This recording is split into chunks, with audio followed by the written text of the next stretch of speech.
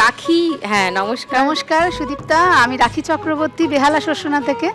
আমি পেশায় একজন অ্যাস্ট্রোলজার। অ্যাস্ট্রোলজার? ওরে বাবারে, ভবিষ্যৎ সব বলে দিতে পারেন? চেষ্টা তো করি।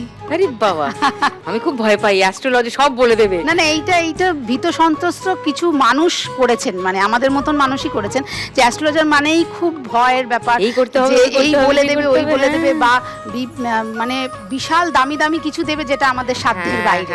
এই জিনিসটা খুব ভয় সন্ত্রস্ত করে তুলেছে, কিন্তু আমি সেরকম একদমই না। আমি প্রথম থেকেই এই জগতে রয়েছি, মানে বিয়ের পর থেকে আমার স্বামীর অনুপ্রেরণায়, মানে তাকে সাহায্য করতে গিয়ে আমার এটা অ্যাস্ট্রোলজি। হ্যাঁ হ্যাঁ, ওয়াও। আমি যখন তার সাথে আমার বিয়ে হলো, প্রচুর স্ট্রাগল করেছি, মানে সাইকেলে করে করে ঘুরেছি দুজনে এই উদ্দেশ্যে আর কি। তখন মানে প্রচুর জ্যোতিষীর কাছেও গেছি এবং রীতিমতন প্রতারিত হয়েছি।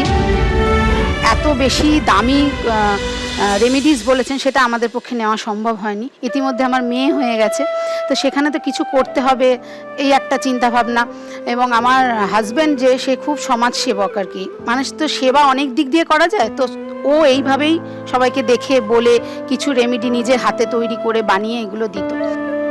এই করতে করতে করোনার সময় আসে, আমরা তখন চেম্বারে অলরেডি বসছি, মানে তখন চিন্তা করতে হতো যে একটা ভিজিট পেলে আমার গিয়ে বাড়িতে তাহলে আমার সব কিছু চলবে আর কি।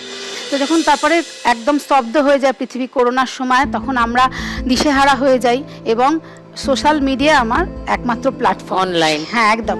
সেখানে আমি একটা লেডিস গ্রুপে আমি জ্যোতিষ লাইভ শুরু করি এবং সেখানে আস্তে আস্তে আস্তে আস্তে আমার পরিচিতি হয় আর কি। এবং সেই যে 2019-এর যে আমার যে ভিজিট 350, আজও 350 আছে। এবং আমরা যতটা পারি কম মানে টাকায় মানুষকে রেমিডি দেওয়ার চেষ্টা করি। তা বলে সেটা কম টাকার মূল্য বলে তার কম কাজ হয় না, কিন্তু আমার কাছে 50 টাকা মূল্যেরও জিনিস রয়েছে। যেসব অসংখ্য মা লক্ষ্মীরা রোজ এই শো দেখেন, তাদের জন্য কোনো টোটকা, বেশি বেশি লক্ষ্মী তাদের যাতে ঘরে আসে, লক্ষ্মী লাভ যাতে অনেক হয়?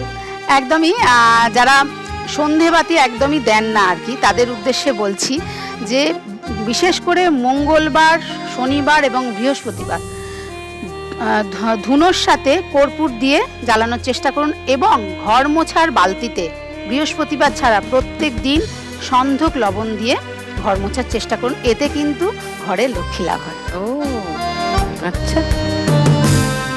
তো রাখি যদি আজকে 1 লাখ টাকা পেয়ে যান, কি করবেন? হ্যাঁ, 1 লাখ টাকা যদি আমি পেয়ে যাই, আমার যে এই সব কাজকর্মগুলো আমরা করি, মানে আমি তো অনেক দূর দূর থেকে বিটস নিয়ে এসে নিজে হাতে কাজগুলো করি এবং আমার সাথেও কিছু মানুষ আছেন তারা কাজ করেন, তাদের সংসার চালাতে গিয়ে তারা হিমশিম খেয়ে যায় এবং তাদেরকে আমরা সাহায্য করি।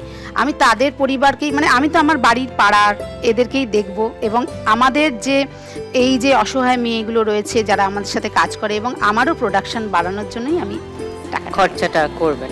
দেখুন লাখ টাকার লক্ষ্মী লাভের সম্পূর্ণ এপিসোড সান বাংলার ইউটিউব চ্যানেলে।